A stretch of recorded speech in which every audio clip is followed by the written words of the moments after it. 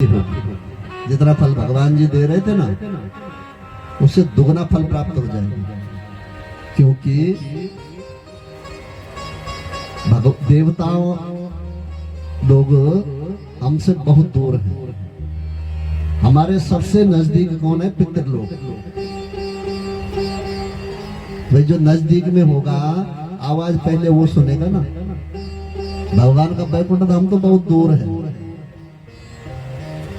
हमसे ऊपर 7 लोक और हैं, और उन 7 लोकों से परे भगवान का वैकुंठ लोक है। तो भगवान को तो खूब पुकार रहे जो उतनी दूर है। और पितृ देवता पितृ लोक हमारे सबसे नजदीक है। राम बोल चाल में आजकल तो जमाना विपरीत हो गया है। पहले वाले लोग कभी कोई घटना घटती थी, सबसे पहले मुंह से यह बात निकलती थी, चलो वही की पितरों की कृपा बची बहुत है ना। सबसे बड़ी कृपा पितृ कृपा। तो उतने भक्ति भाव से गुरु पद पंकज सेवा, तेसरे भगत अमान।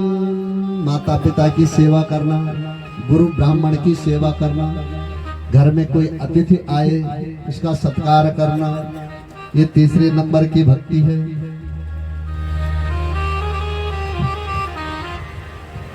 चौथी भगत मम गुण गना, करें कपट तजगान। चौथे नंबर की भक्ति बताई कि मन में छल और कपट, राग और द्वेष, इसको बिल्कुल भी जगह न देना, और सच्चे मन से भगवान का नाम लें।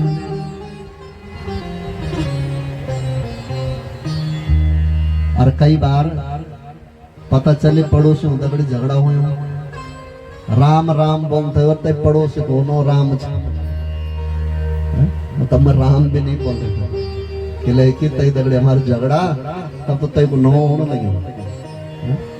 किसी पति पत्नी में बनती नहीं थी ना, और जब पति पत्नी में बनती नहीं थी तो वो नाते हुए बेचारा बोलता होगा हरा रखेंगे हरा रखेंगे। तो पत्नी ने कहा कि जब मेरे साथ झगड़ा हो रखा है तो क्यों ले रहा मेरा नाम।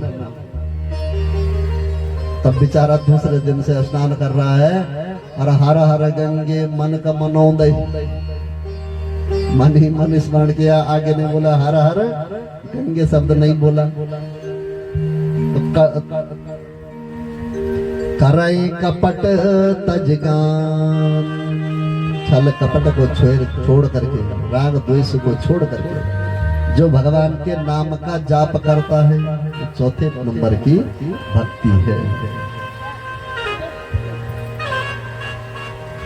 मंत्र जाप मम दृढ़ विश्वास।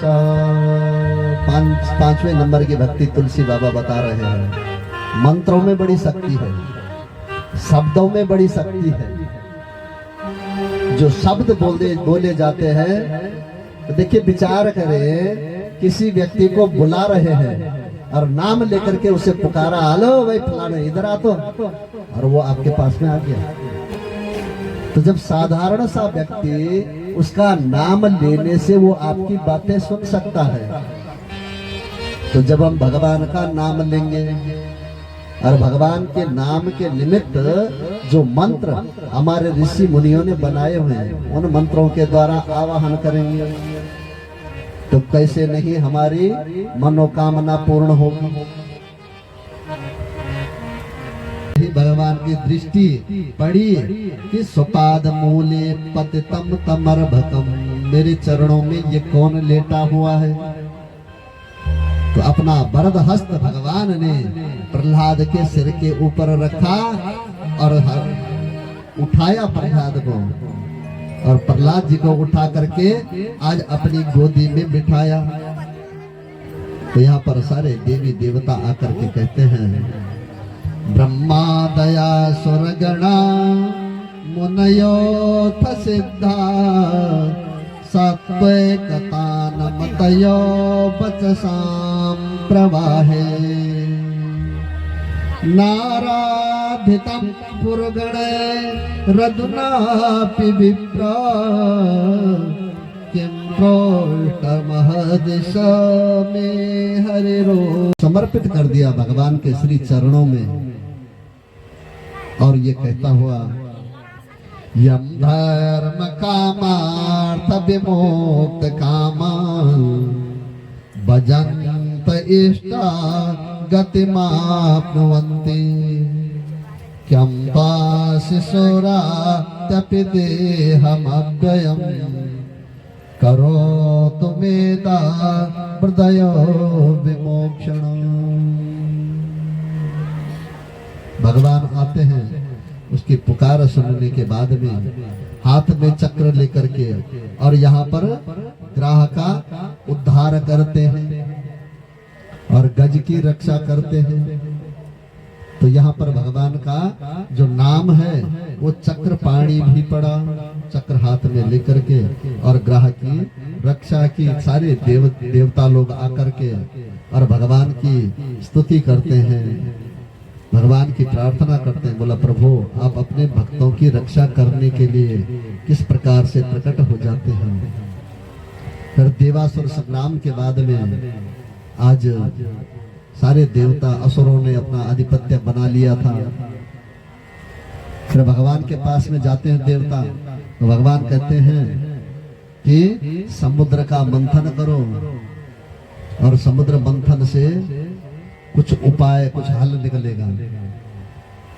तो सारे देवता और असुर मिलकर के बोला राजन समुद्र मंथन करते हैं। और जब समुद्र मंथन करते हैं मंदराचल पर्वत की मथनी बनाते हैं और बासुकी नाग की रस्सी बनाते हैं।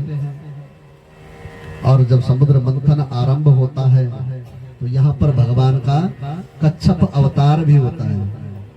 उस मंदराचल पर्वत को अपनी पीठ के ऊपर टिका करके समुद्र मंथन आरंभ होता है। और जैसे ही समुद्र मंथन आरंभ हुआ तो बोला राजन सबसे पहले हलाहल नाम का विष निकला। अब सबने देखा भाई ये विष प्राप्त हो गया है, इसका क्या करें। इस विष को यदि छोड़ते हैं तो पूरा संसार नष्ट हो जाएगा। आज सब लोगों ने मिलकर के शंकर जी को कहा आप इस विष को जहर को ग्रहण कर लें। तो कई लोग कहते हैं ना जो शिवरात्रि का पर्व होता है वो इसीलिए मनाया जाता है।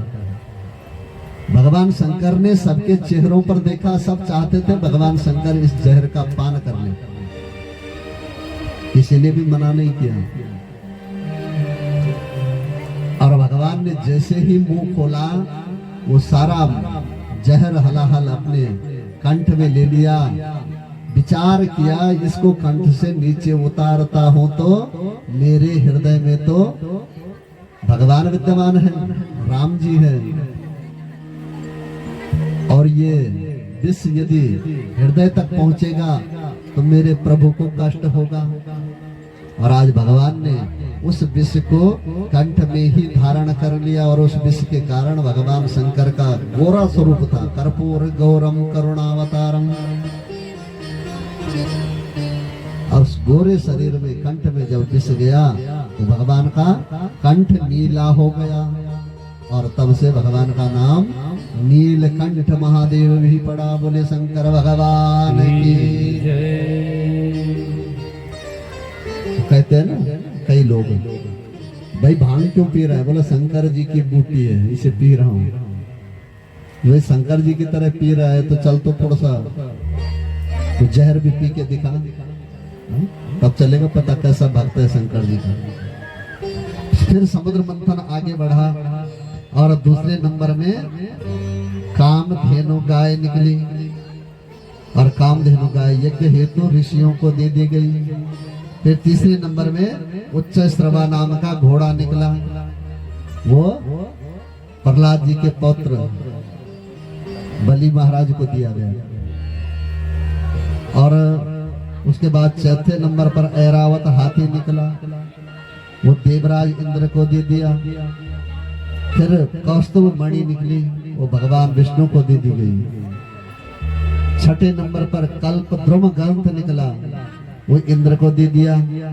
फिर कल्प वृक्ष निकला, वो स्वर्ग में देवताओं के पास में स्थापित करवा दिया गया। रंभा नाम की अप्सरा निकली, वह इंद्र को दे दी गई। और फिर उसके बाद में देवी लक्ष्मी का प्राकट्य हुआ, और देवी लक्ष्मी का वर्ण भगवान विष्णु ने किया। इसके बाद में फिर बारुणी नाम की मदिरा निकली, वो असुरों को दे दी। और उसके बाद में चंद्रमा निकला, आकाश में स्थापित कर दिया। फिर पारिजात वृक्ष निकला, वो भी स्वर्ग में स्थापित कर दिया। और फिर पांचजन्य शंख निकला, वो भगवान विष्णु को दे दिया। और 14वें नंबर पर धनवंतरी भगवान प्रकट हुए, हाथ में अमृत का कलश लिए हुए। और जैसे ही अमृत का कलश दिखा, बस मंथन रुक गया, उद्यम परिश्रम रुक गया। असुरों ने कहा भाई इसी के लिए तो झगड़ा हो रहा था, अब ये अमृत हम पी लेंगे। तो असुरों का असुरत्व तो अधिक था, उन देवताओं से और धनवंतरी जी से वो घड़ा छीन करके और चले असुर। आगे आगे असुर भाग रहे हैं, देवता पराजित हो गए। देवताओं ने कहा अब तो और हमारी सामत आने वाली है। फिर भगवान का स्मरण किया, तो भगवान का स्मरण किया। भगवान ने कहा चिंता मत करो। तो ये असुर लोग काफी आगे निकल गए। तो सुखदेव मुनि कहते हैं राजन, पीते गरे विशाकेणा पीतास्ते मरदानवा मम्मतोस्तरसा सिंदूर हविर्धानि ततोर्भवे। भगवान ने मोहिनी रूप बनाया और वो असुर एक जगह पर रुक गए। भगवान गए और जैसे ही उनकी दृष्टि मोहिनी रूप पर पड़ी, भगवान ने रूप ही ऐसा बनाया हुआ था। बोला भाई तुम क्यों लड़ रहे हो, क्यों झगड़ रहे हो, क्यों भाग रहे हो? बोला देवी तुम कौन हो? अहो रूपम अहो धामा अहो अस्या नवम्बया इति। मंदिर में जाने के बाद में भाई आप यहाँ पर कथा पंडाल में आए हैं, थोड़ी देर पहले घरों में थे, घरों में कुछ और माहौल था, मन में कुछ और द्वंद्व चल रहा था। और यहाँ पर आने के बाद में भगवान के सामने जब भगवान की दिव्य कथा सुन रहे हो तो मन की स्थिति जो है वो कुछ और हो जाती है। ये करना नहीं पड़ता है, अपने आप बदल जाता है मन। तो बोला राजन, इसीलिए कंस जैसा क्रूर व्यक्ति और आज ज्ञान दे रहा है, उपदेश दे रहा है। किसको? वसुदेव जी को कह रहा है मित्र, पत्नी वही है जो पति का साथ दे, और पति भी वही है जो पत्नी का साथ दे। पति पत्नी दोनों कैसे है? जैसे आप लोग आजकल ये 2 टायर वाली गाड़ी चलाते हो ना, बाइक स्कूटी वगैरह, एक टायर में यदि हवा कम होगी तो बैलेंस बिगड़ जाएगा। तो सामंजस्य दोनों का बराबर हो तो गाड़ी बढ़िया से चलेगी। उसी प्रकार से पति पत्नी का सामंजस्य, आपसी विचार, सहमति, बातों में उलझे ना। भाई यदि कभी पति देवता ने कुछ कह दिया, अनसुना कर दे, फिर गृहस्थी बढ़िया चली। और जब बात बात पर विवाद हो रहा है तो फिर गृहस्थी डगमगा जाती है। तो आज कंस कह रहा है राजन, ये वसुदेव जी को कह रहा है मित्र, सा भार्याया सुचिर दक्षा सा भार्याया पतिव्रता सा भार्याया पति प्रीता सा भार्याया सत्यवादिनी। वसुदेव जी, मैंने तो सजा देवकी को दी थी, पर आपने भी देवकी का साथ दिया। उसी प्रकार से सा भार्या सुचिर दक्षा, पत्नी वही है जो घर गृहस्थी की कमान ठीक से संभाले। अपने घर को बचाने के लिए प्रयत्नशील रहे। सा भार्या या पतिव्रता, पतिव्रत धर्म का पालन करने वाली पत्नी ही अच्छी पत्नी होती है। सा भार्या या पति प्रीता, पति के अनुरूप चलने वाली, पति की आज्ञा का पालन करने वाली जो पत्नी होती है वही वास्तव में धर्म पत्नी है। सा भार्या सत्यवादिनी, और औरों से झूठ बोलो तो कोई बात नहीं, पर अपने पति देवता से कभी झूठ मत बोलो, क्योंकि वो तुम्हारे देवता है। पति के पद पर परमेश्वर है। इस प्रकार से मित्र, आपने देवकी का साथ दिया, देवकी ने आपका साथ दिया, आप धन्य हैं।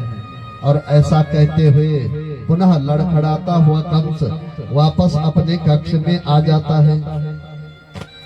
और सुखदेव मुनि कहते हैं, राजन जैसे ही अपने कक्ष में आए, आप हम लोगों को नीति कहती है, कुछ स्थान ऐसे बताए हैं कि जिन स्थानों में हमें सच्चा ज्ञान प्राप्त हो जाता है।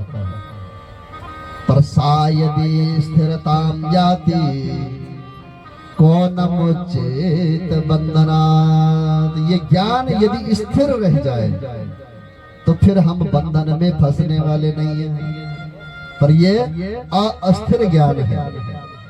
कंस ने यहाँ से पूतना को भेजा हुआ था। पूतना नाम की एक राक्षसी, जा और पता कर कहीं पर यदि वो मिले तो उससे खत्म कर देना। पूतना आकाश मार्ग से आई और घूमते घूमते गोकुल के पास में आने के बाद में नंद बाबा के यहाँ देखा, यहाँ महिलाओं का जमावड़ा लगा हुआ है। माना आप लोग घर से आ रहे हैं, कोई रास्ते में मिलेगा, एक तरफ सारे लोग जा रहे हैं, सारे महिलाएं जा रही हैं, भाई कुछ न कुछ काम होगा, वो भी उनके साथ में चल दी। पहुंची जब नंद बाबा के यहाँ तो देखा लोग बधाई दे रहे हैं यशोदा मैया को, तो उसने भी उन गोपियों का ही रूप बनाया। मायावी विद्या आती थी राक्षसों को, और रूप बना करके, अच्छा सा रूप बना करके यशोदा मैया के पास में गई। देवी बधाई हो कि तुम्हें बेटा हुआ है। बड़ी प्रसन्न हो गई यशोदा मैया कि मेरे को बधाई देने के लिए कितने लोग आ रहे हैं। तो वही बोला फिर से, अपने बेटे को मुझे दिखाओ। दिखा दिया यशोदा मैया ने। फिर कहा, देवी क्या मैं इसे अपनी गोदी में ले सकती हूँ? यशोदा मैया ने उठाया, पूतना की गोदी में दे दिया। ये जो हो रहा था ये तो सब भगवान की माया थी। कंसेना प्रहिता घोरा पोतना बाल घातिनी, शिशु सतार निगदन्ते पुरा कामामृजादिषु। कंसेना प्रहिता घोरा पोतना बाल घातिनी, कंस के द्वारा ये बाल हत्याओं को करने वाली जो पूतना भेजी गई थी, इसने सोचा मेरा लक्ष्य पूरा हो गया है और मैं अपने राजा का आज कार्य कर दूंगी, जिस कार्य के लिए मुझे भेजा है। पर आज भगवान को गोदी में उठाया, जब गोदी में ले लिया तो यशोदा मैया से कहा, देवी आपके घर में आए हैं, आपको बधाई देने के लिए आए हैं, तो आप कुछ जलपान नहीं करवाओगे? कोई चाय पानी की व्यवस्था हो जाए।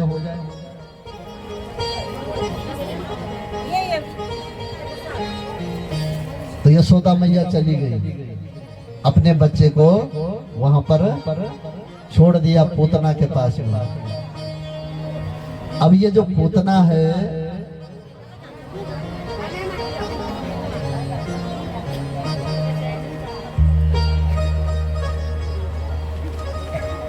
ये पूतना अपने स्तनों में जहर लगा करके आई हुई है, और जैसे ही गोदी में लिया भगवान को स्तनपान कराने लगी।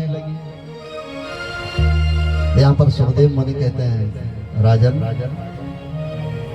भगवान ने आंखें बंद कर ली।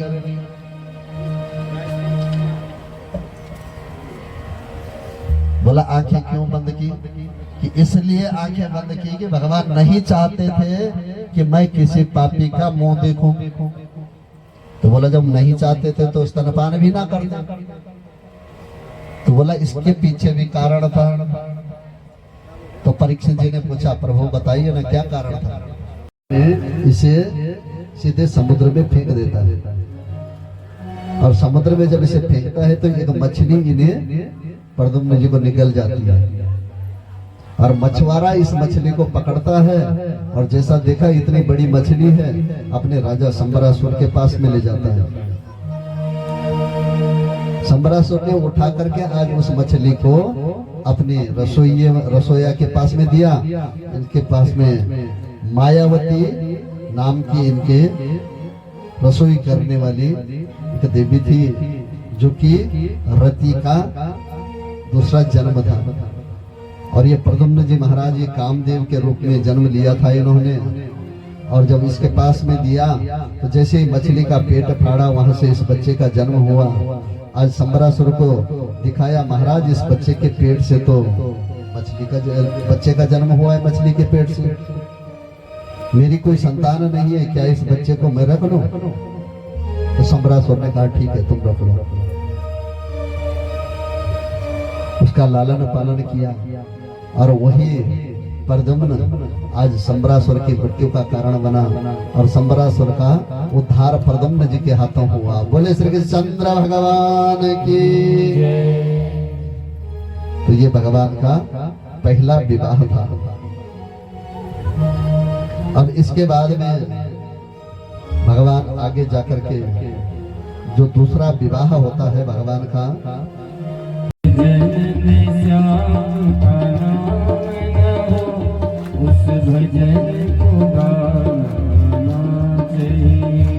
जिस घर में न होए मान कभी उस घर में जाना ना चाहिए।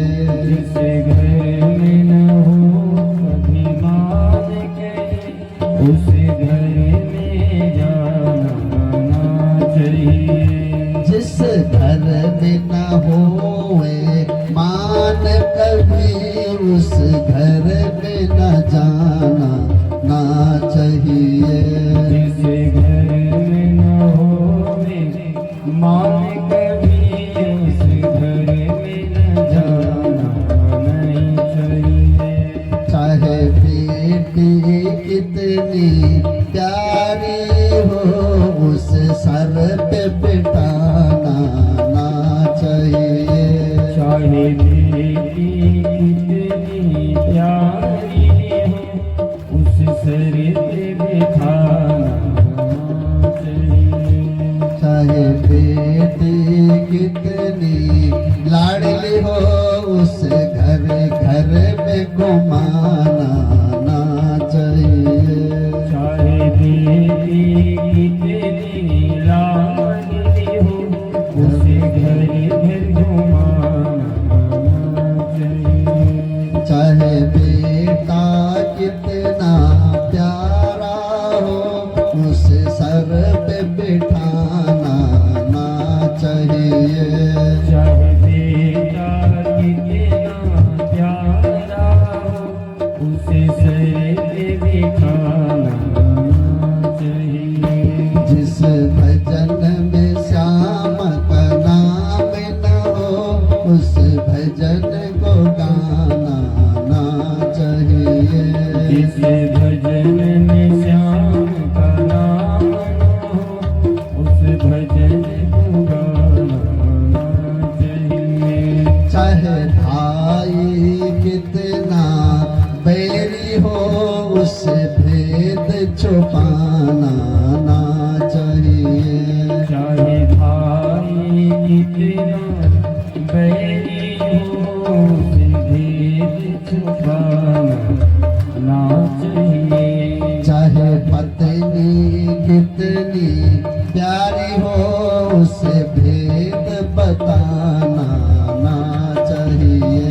चाहे पत्नी कितनी प्यारी हो उसे भेद बताना ना चाहिए। जिस भजन में श्याम का नाम न हो उस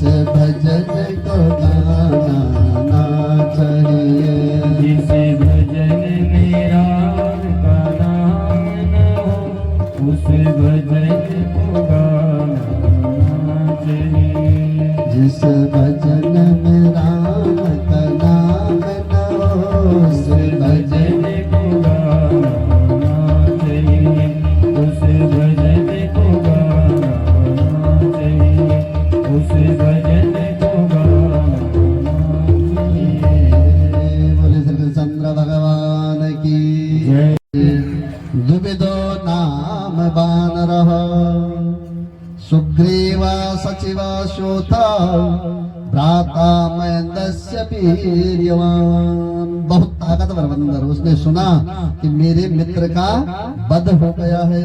उसको तो वध ही था, जबकि भगवान किसी का वध नहीं करते हैं, भगवान हत्या नहीं करते हैं, भगवान तो उद्धार करते हैं देव कार्य में। और ध्यान देना, कई बार लोग कहते हैं ना, कभी तीर्थ स्थल की निंदा मत करना, सज्जनों की निंदा मत करना।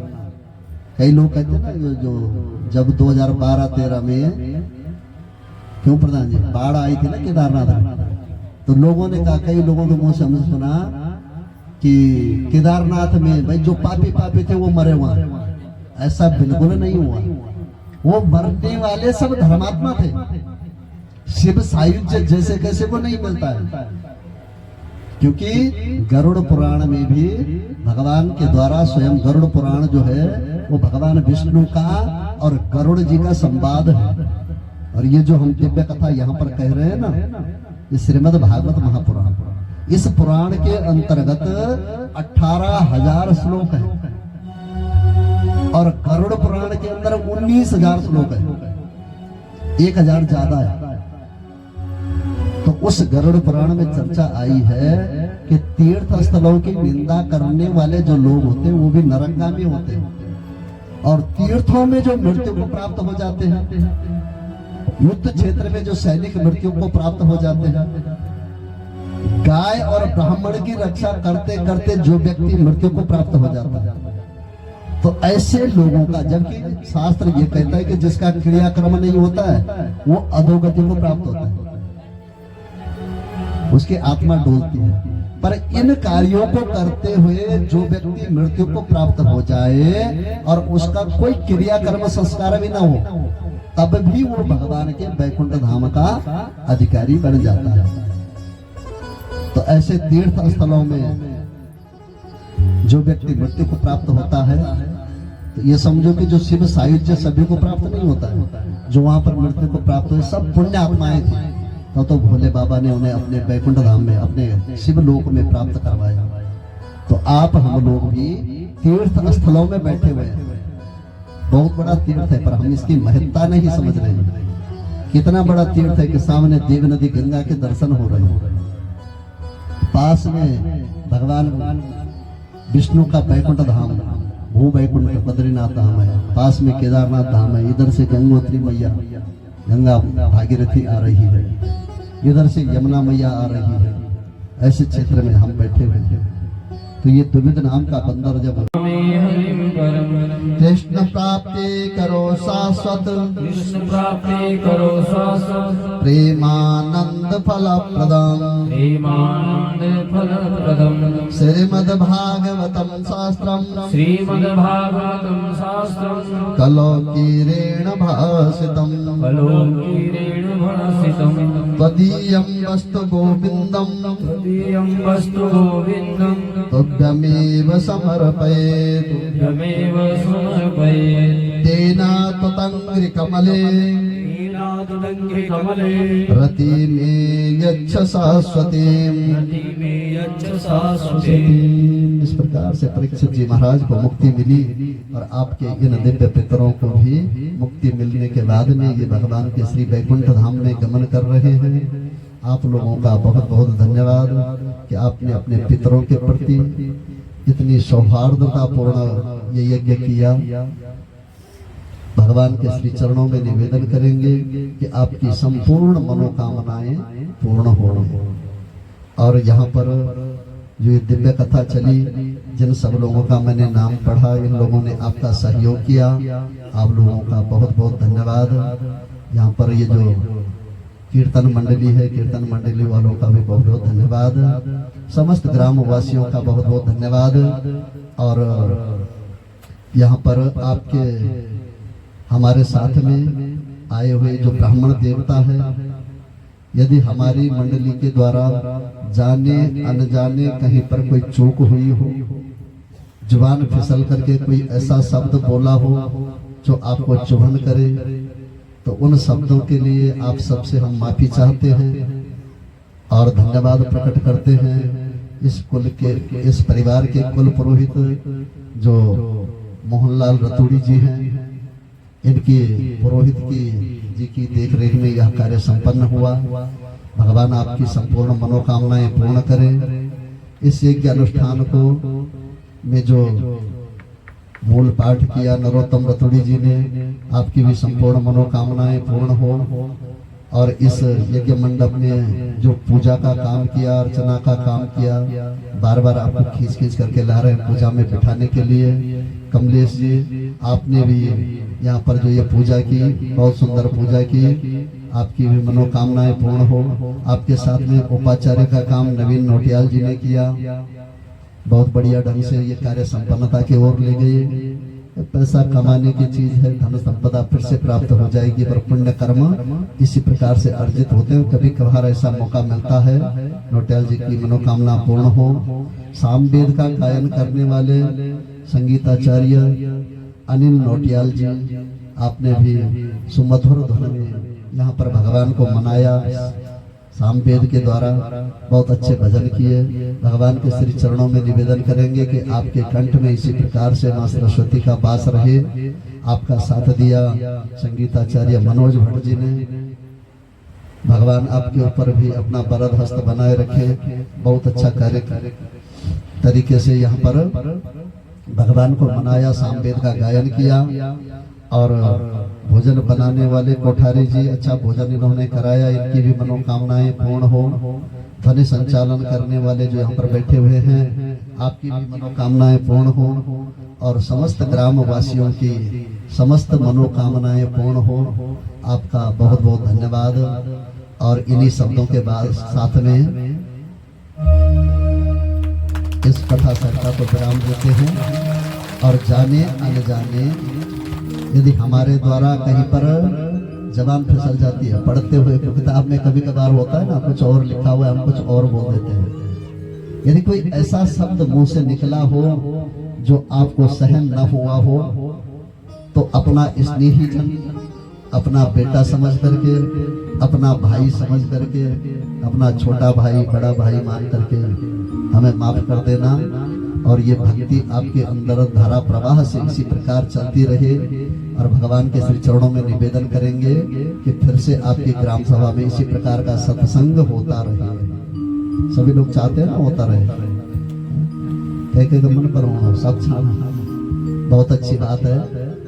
तो इसके बाद में आरती होगी और उसके बाद में कथा का विसर्जन वो आचार्य जी आपको बताएंगे। और फिर यहाँ पर श्री संवाद सुफल इत्यादि की व्यवस्था बनेगी। शांति व्यवस्था के साथ में बने रहे। और अंतिम में पितरों को विदाई देते हुए एक सुंदर सा भजन नोटियाल जी आपको सुनाएंगे कि पितर सुधाम गमन कर रहे हैं। इसके बाद में कथा को विराम दे देंगे। बोलो पितृ देवताओं की। मेरे पितरे देव तुम देण होया, मेरे पितरे